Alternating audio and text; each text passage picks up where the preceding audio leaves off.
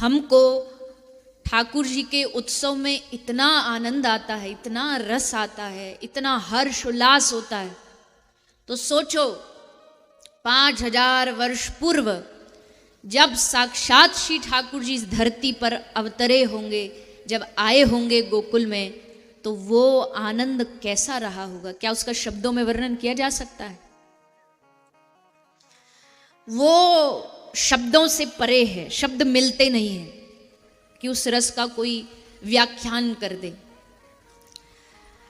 आनंद जो है ना, ये व्याख्या का विषय नहीं है, इसकी व्याख्याएं नहीं हो सकती। अब आपको, अब मैं बड़ा आनंदित हूं, अब कितने आनंदित हो उसका कोई नाप तोल तो है नहीं। आनंद तो आनंद है। तो श्री ठाकुर जी के आगमन में जो रस बरसा है, उसका एक बूंद मात्र हम अनुभव करते हैं तो इतना आनंद आता है, इतने रस में डूब जाते। जब ठाकुर जी आए, और कल के हमारे लाल जी भी बड़े प्यारे थे, प्यारे से थे, छोटे से बड़े प्यारे से, नील वर्ण की आंखें, पर बड़े प्यारे, बड़े सुंदर। नटखट तो है ही, और उनकी नटखटता इस बात से सिद्ध हो जाती है कि आने से पूर्व ही सारा प्लान एकदम अप टू डेट सब करके आए हैं। जन्म लेंगे मथुरा में, वसुदेव जी को कहेंगे गोकुल छोड़ाओ, गोकुल में जाकर के योग माया होगी, उसको ले आएंगे वसुदेव जी, और फिर ब्रज में हम ऐसे ऐसे लीला करेंगे। देवताओं को कह दिया तुम सब जन्म ले लो, हमारी पार्टी में शामिल हो जाओ। सारी व्यवस्था, सारा जुगाड़ भगवान अपना खुद ही करके आए, सब व्यवस्था बना करके आए। कारागार, जेल में भी हाथों में हथकड़ियां, पैरों को बांध रखा है बड़ी बड़ी बेड़ियों को लगा करके, दरवाजों पर मोटे मोटे ताले, एक दरवाजे नहीं कितने सारे दरवाजे बंद कर रखे कंस ने, कि वो 8वां जो बालक है, 8वां जो पुत्र निकल ना जाए यहां से। पर देखो महापुरुष कहते 2 चीज हैं जो समुद्र की गहराई में भी पहुंच सकती है और एवरेस्ट की चोटी पर भी पहुंच सकती है। एक है भगवान की कृपा और दूसरी है मौत, मृत्यु। ये हर जगह पहुंच जाती है, मृत्यु भी कहीं भी पहुंच जाती है। तुम लाख दरवाजे बंद कर लो कि हम नहीं मरेंगे, हम नहीं मरेंगे, पर जब मृत्यु आएगी, काल आएगा, तो बिना लिए जाएगा नहीं, चाहे तुम कितना भी रो लो, गिड़गिड़ा लो, निवेदन कर लो। अच्छा चलो आप बताओ, काल आया और काल आकर के आप उनसे निवेदन करें कि भैया जी, काल जी एक कृपा करिए हम पे। काल जी पूछे बोल बेटा क्या चाहिए? बोले हमको हमारे जीवन के लिए 1 साल और दे दो, बस 1 साल आप दे दोगे तो हमारा जो है ना, हमारी जितना सारा धन धान प्रॉपर्टी, रुपया लत्ता पैसा जो कुछ भी है, उसका 50-50 कर देंगे, 50 आपको 50 हमको। तो बताइए क्या काल देवता आपको 1 साल का और मोहलत देंगे? बताइए ना जोर से, हाँ या ना बोलिए। नहीं देंगे? पक्का?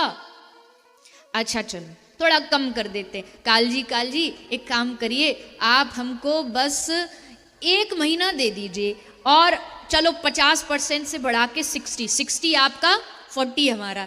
तो क्या काल जी देंगे? नहीं देंगे।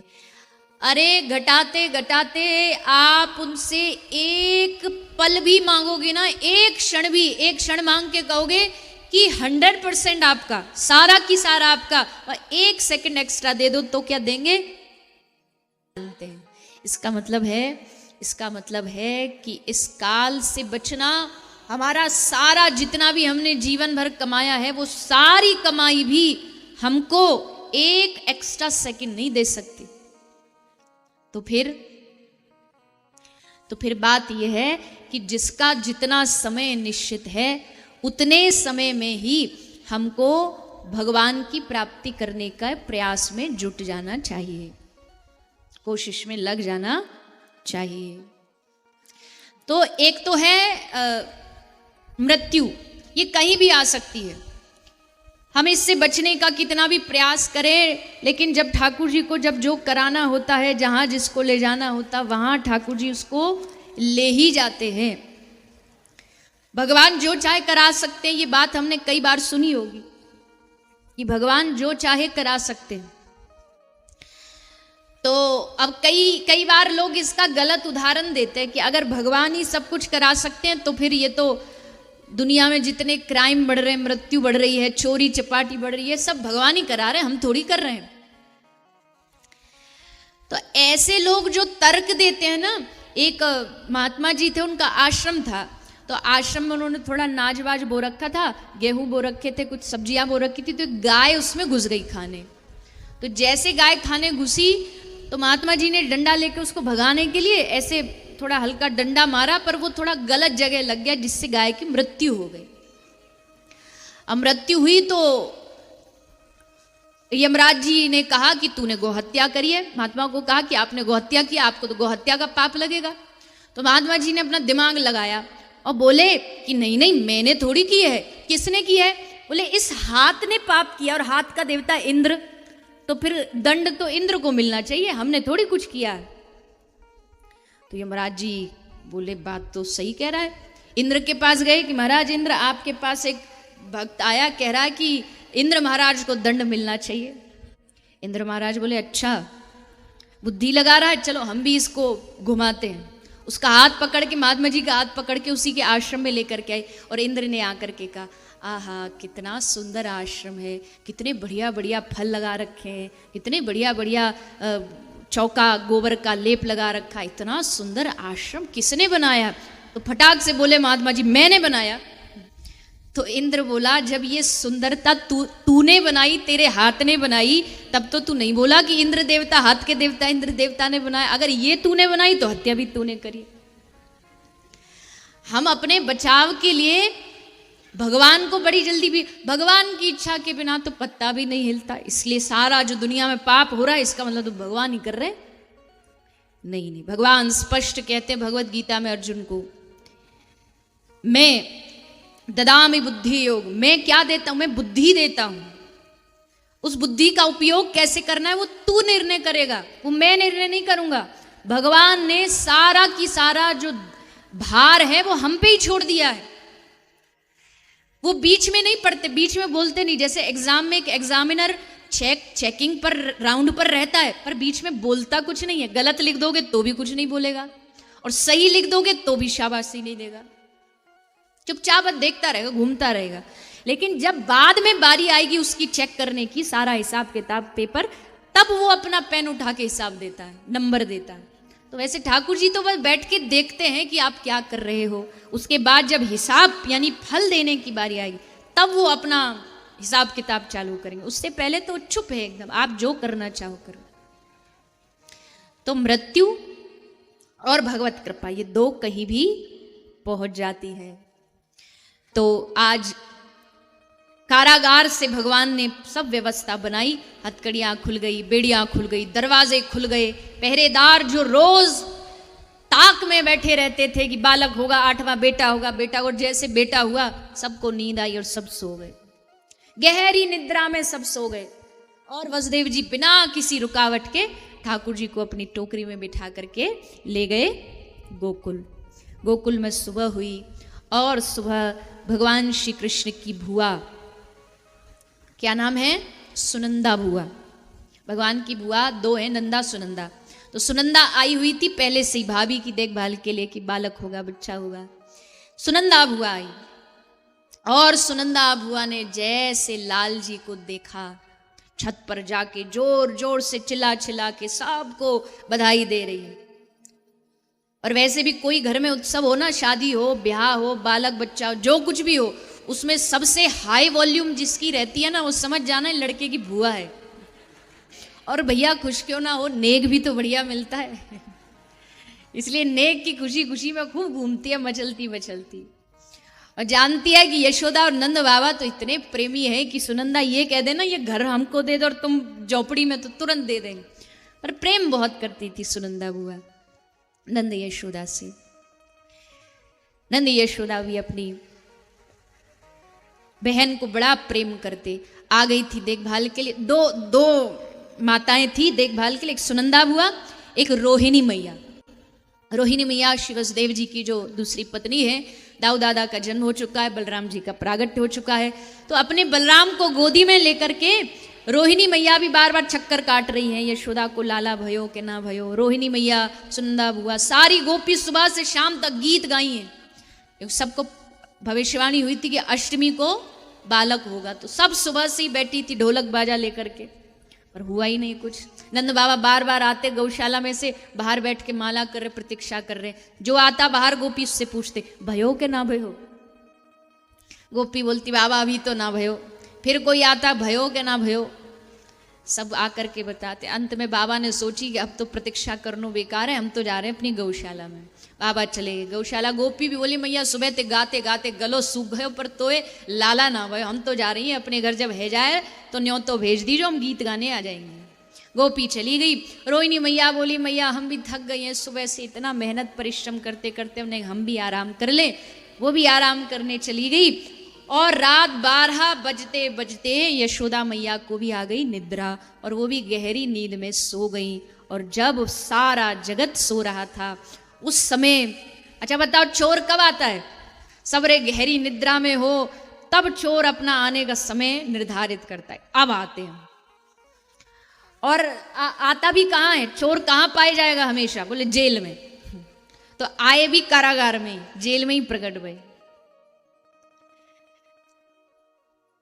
सुबह होते ही ब्रज में हल्ला मच गया। आहा, आज सबकी इच्छा पूरी हो गई। आज सबका भाव, ये मत समझना कि केवल नंद और यशोदा का भाव था कि उनके बालक हो जाए, बेटा हो जाए। सारा ब्रज मनौती मांगता था कि हे प्रभु हमारा भाग्य भी नंद यशोदा को दे दे, इनके घर में एक बालक है जाएगा। बालक होगो तो ये परंपरा को आगे बढ़ाएगो, ये नंद बाबा की जो 9 लाख गैया हैं इनकी सेवन को आगे बढ़ाएगो। तो हे प्रभु हमारा भाग्य भले ले ले, पर ये भाग्य हमारी यशोदा मैया को मिल जाए कि उनके घर लाला है जाए। और जब लाला भयो तो सबरे आ करके बड़े राजी है कि गर्व में कह रहे बाबा तो को पतो लाला कैसे भयो? मैंने 21 एकादशी के निर्जला व्रत करे तब जाके तेरे लाला भयो। बाबा बोले हाँ सही कह रहे हो लाला, तू तेरी कृपा ते तो भयो है, हम में ऐसे कौन से गुण है जो हमको लाला ठाकुर जी दे दे, तो तुम सबन की कृपा है। कोई गोपी कह रही है तुमको पता हमने कितनी कितनी अमावस्या यमुना जी में डुबकियां लगाई, बस ये रख करके कि बाबा के लाला है जाए, मैया के लाला है जाए। यशोदानंद सबको तसल्ली देते कह रहे हाँ भैया आपकी कृपा सी भयो है, आपकी कृपा सी भयो है। और फिर महाराज चलो हमारे लाल जी की ओर, हमारे ठाकुर जी की ओर। सबरी दुनिया इकट्ठी है रही है, कौन के दर्शन करने? वह लाला के दर्शन करने। लक्ष्मी आई, कुबेर आए, ब्रह्मा आए, विष्णु आए, शंकर आए, सारे दुनिया के तीर्थ अपना अपना धाम छोड़ करके, अपनी अपनी भूमि छोड़ करके आ गए श्रीधाम वृंदावन। अब और कहाँ जाना? अरे जहाँ साक्षात ठाकुर जी आ गए हों तो अब तो सारे दुनिया के तीर्थों ने आके ब्रज में वास कर लिया कि अब कन्हैया पाई पाई नंगे नंगे पांव या ब्रज की धरती पे अपनों पांव रखेंगे, चरण रखेंगे, तो क्यों ना हम सब भी यही ब्रज में आके वास कर ले। ठाकुर जी के चरण हमारे ऊपर रखें, इससे बड़ो सौभाग्य हमारे ताई कहाँ होगो। तो सारे ब्रज में, सारे गोकुल, नंदगांव, बरसाना, इन सब के चारों ओर अलग अलग स्थान पर अलग अलग देवता, अलग अलग तीर्थ आकर लक्ष्मी जी ने सोची कि चलो ऐसो मौको बार बार थोड़ी मिलेगो, अपने पति को पलना में झूलते भय देखने को सौभाग्य, तो चलो ने हम भी देखाएं। तो लक्ष्मी जी रूप बदल के आ गई ब्रज में। आई तो अब तो महाराज भीड़ इतनी कि वहां कौन देख रहा कि कौन लक्ष्मी कौन महालक्ष्मी, सब धक्का दे दे के आगे बढ़ रहे हैं। एक ही वीआईपी है और वो हमारे ठाकुर जी हैं। कोई कितनों भी बड़ो शहनशाह बन जाए पर ब्रज में आके वह बिहारी जी के सामने धक्का ही खावे पड़ेंगे। तो एक ही ब्रज में वीआईपी हमारे ठाकुर जी। सो लक्ष्मी जी आई, अब कोई उनको भीतर ना घुसन दे। जब भीतर नहीं घुसन दे तो नारद जी कोने में खड़े खड़े हंस रहे, वाह रे प्रभु तुम्हारी लीला, सबरी दुनिया में लोग लक्ष्मी आए तो दरवाजा खोल देते हैं, आसन फूलों की बारिश करते हैं लक्ष्मी आई है। पर ब्रज अकेला एक ऐसा स्थान है जहां लक्ष्मी जी को भी एंट्री नहीं मिल रही। लक्ष्मी जी दरवाजे पर ताक रही है, कोई हमें बुला ले। नारद जी ने आइडिया दिया, एक काम करो आप, ऐसे कोई नहीं घुसन देगा तुम्हें, एक काम करो तुम बंदरवान वारी बन के खिलौना बेचो, कछु अच्छे अच्छे लाला के ताई कुछ खिलौना लेके आओ, तब भीतर बुलाई जाओगी। तो लक्ष्मी जी सुंदर सुंदर बंदरवान, सुंदर सुंदर खिलौना, गुड्डा गुड़िया, इन सबको बेचने वाली बन के आई। तो एक गोपी उनको भीतर ले आई, बोले चल हमारे लाला ढोरे, अभी अभी लाला भयो, मैया को खुश करके आ। लक्ष्मी जी ने ठाकुर जी को देखा तो ठाकुर जी नैन मटका के बड़े सुंदर हंस रहे, आ गई आप? लक्ष्मी जी बोले हाँ नाथ आ गए। फिर आगे बढ़ेंगे। गोपी कहती, ब्रज का एक बड़ा प्यारा स्वभाव है कि हे श्याम सुंदर, आपका स्वरूप इतना सुंदर है, इतना प्यारा है कि ऐसा न हो कि हम आपको देखती रहें और हमारे देखते देखते आपको लग जाए नजर। लाल जी हमारे सामने आओ तो न एक पर्दा करके आए करो। बिहारी जी कौन कौन गए? बाकी बिहारी लो, उंगली पे गिन लो, इतने से लोग गए हो बस।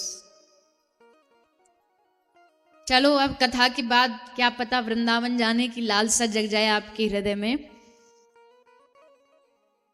बिहारी जी जब जाते हैं ना तो जो गए उन्होंने देखा होगा, हर 2-5 मिनट में पंडित जी पुजारी जी पर्दा लगा देते हैं।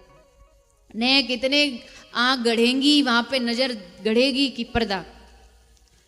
तो उसमें कई सारे भाव हैं, पर एक भाव उसमें यही है कि भैया का पतो दुनिया भर के लोग आ रहे हैं ब्रज में। आज कल तो महाराज सैलाब आ रहा है पूरा ब्रज में, वृंदावन में इतने लोग ब्रज में आ रहे हैं। आ रहे बुरा नहीं है, बढ़िया आना चाहिए। और ब्रज में तो ठाकुर जी राधा रानी जिसे बुलाते, पर निवेदन है कि भैया देखो ये ब्रज कोई आपका पिकनिक स्पॉट नहीं है। वहां जा जाके वह वीडियो ही बना रहे हैं, नाच रहे हैं, गा रहे हैं, आधा आधा वस्त्र पहन करके कहीं भी मंदिरों में घुस रहे हैं। ये मर्यादा थोड़ी सी आप जो भंग करते हैं, इससे तीर्थ और धाम का बहुत राश होता है, नाश होता है। तो मर्यादा बना के रखिए। वृंदावन घूमने के लिए क्या करोगे? वृंदावन घूम के कश्मीर चले जाओ, कश्मीर की वादियों में घूम के आओ अगर घूमना ही है तो। वृंदावन घूमने वाली जगह? वृंदावन घूमने वाली जगह नहीं, वृंदावन तो खो जाने वाली जगह है। वृंदावन तो ठाकुर जी को रो रो के पुकारने वाली जगह है। तो खैर ये विषय अलग है, उसमें अभी जा नहीं रहे हम। पर पर्दा इसलिए लगा देते पन्ना जी कि कहीं बाहर से कोई आया और हमारे बिहारी जी को टकटकी लगा के देखता रहा देखता रहा देखता रहा, तो कहीं हमारे ठाकुर जी को नजर न लग जाए। तो इसीलिए गोपी कहती है,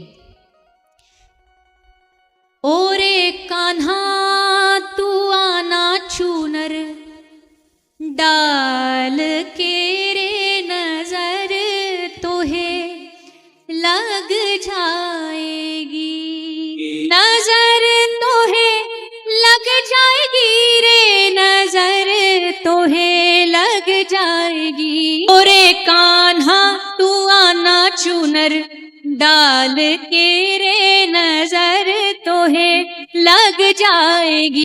ये जो ठाकुर जी का भारी भरकम जो श्रृंगार होता है ना, बड़ा सा मोर मुकुट, गले में कई सारी मालाएं और पीतांबर कौस्तुभ मणि गले में, ये सारा श्रृंगार जानते हो किस लिए होता है? ये ठाकुर जी के रूप की शोभा को बढ़ाने के लिए नहीं होता, बल्कि उनके रूप की शोभा को छुपाने के लिए होता है। ऐसे ही अगर बिना श्रृंगार के ऐसी उनको देख लिया ना, उनके स्वरूप का दर्शन कर लिया, तो फिर बोले बुद्धि काम करना बंद कर देगी। इसलिए थोड़ा ओट रहना जरूरी है। इसलिए श्रृंगार होता है ठाकुर जी का कि थोड़ा इनका रूप ढका रहे, ढकने के लिए, शोभा को बढ़ाने नहीं, शोभा को छुपाने के लिए श्रृंगार होता है। ब्रज में प्रगटे, बहार छा गई, सबके हृदय में आनंद छा गया। गोपियाँ आती हैं और ये उत्सव हमारे लिए तो कल थोड़ी देर ही चला, ब्रज में ये उत्सव पूरा साल भर चला है। हर दिन उत्सव होता था। आज गोपी आ जाती, मैया आज लाला को जन्मदिन है। मैया बोली जन्मदिन? 6 दिन पहले तो लाला को जन्मदिन कहाँ से आ गए? बोले मैया आज बुधवार है, बुधवार को भयो ना, तो 6 दिन वालों सप्ताह वालों जन्मदिन है। तो उत्सव फिर 1 महीना के होते तो गोपी आ जाती। अष्टमी आती तो गोपी आ जाती, आज लाला को जन्मदिन है। ऐसे ब्रज में, और ब्रज तो देखो उत्सवों की भूमि है। कृष्ण ने ऐसा उत्सव करना सिखाया कि आज भी ब्रज में हर रोज उत्सव होते हैं। अभी गर्मी चल रही है, देखो बिहारी जी में रोज उत्सव, फूल बंगला, राधा रमन जी का फूल बंगला सजता है। फिर श्रावण आ जाएगा, झूलन उत्सव, पूरे ब्रज में झूलन की लहर दौड़ेगी। उससे पूर्व नौका विहार चलेगा, ठाकुर जी नौका विहार करते हैं। फिर झूलन आ जाएगा, फिर भादव आ जाएगी, जन्माष्टमी आ जाएगी, फिर होली का उत्सव देखो महाराज, कई कई महीने भर चलता है, खत्म ही नहीं होती होली। तो ब्रज तो उत्सवों की जगह है, और हो भी क्यों ना, जहाँ ठाकुर जी आते हैं वो भूमि उत्सव में हो जाती है। तो ऐसा ब्रज में उत्सव आरंभ हो गया, ठाकुर जी का प्रागट्य। अब उत्सव में तो बहुत सारी बातें, पर हम सब आगे बढ़ते हैं, ठाकुर जी की और भी लीलाएं हैं।